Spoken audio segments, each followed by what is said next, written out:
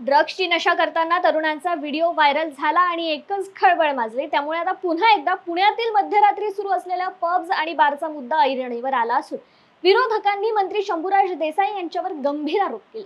या प्रकरणी प्रशासनाकडून धडक कारवाई सुरू करण्यात आली आहे। कामात हलगर्जीपणा केल्याचा ठपका ठेवत पोलीस दलातील 2 बीट मार्शलचं निलंबन केलं असून संबंधित हॉटेलही सील करण्यात आलंय।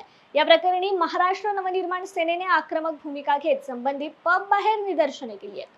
पुणेकर तरुण तुमच्याकडे आशेने पाहतोय, आमची तरुणाई वाचवा, आमचं भविष्य वाचवा। या ठिकाणी ज्या पद्धतीनं हे पुण्याची ओळख बनत चालली, ज्या पद्धतीनं ड्रग्सचा सोय लावला, खूप वाईट वाटतंय। आम्ही सगळे इतर तरुण म्हणून शिकतो, युवक म्हणून शिकतो। सन्मान्य राजसाहेबांची आम्हाला कायम शिकवणे, अमित साहेबांची आम्हाला कायम शिकवणे, विद्यार्थी सर्वतोपरी अमित साहेब मानतात आणि यांच्याच आदेशान्वये आम्ही आज या ठिकाणी काम करतोय। मागेही आम्ही या बाबतीत आग्रही होतो, आजही होतो। इथून पुढे नक्कीच आम्ही एक इशारा देतो की मनसे आहे, जोपर्यंत मनसे आहे तोपर्यंत इथं पब चालू करून देणार।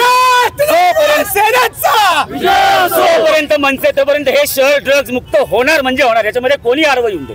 कुठल्याही प्रशासकीय व्यवस्थेची, कुठल्याही राक्षसी व्यवस्थेची लढायला आम्ही तयार आहोत। या अशा पद्धतीची रस्त्यावरती तुम्ही हे जे ड्रग्ज विक्री करायचे उद्याचे दिवस येऊन देऊ नका। हे जे काय आम्ही प्रतिकात्मक केले उद्या खरं होऊ शकतं आणि ही सगळी जबाबदारी पोलिसांची आहे। व्यवस्थेवरती यांनी लक्ष द्यावं, यांनी एक्साईज डिपार्टमेंटनी याच्यामध्ये काय लक्ष द्यावं। आपले जे कोणी 5 पैसे 5 पाकिटमारीची संस्कृती चालू आहे, या 5 पैशांच्या चिरीमिरीसाठी आमच्या तरुणांचं भविष्य देशोधडे लावू नये, ही आमची अगदी तळतळीची मागणी आहे।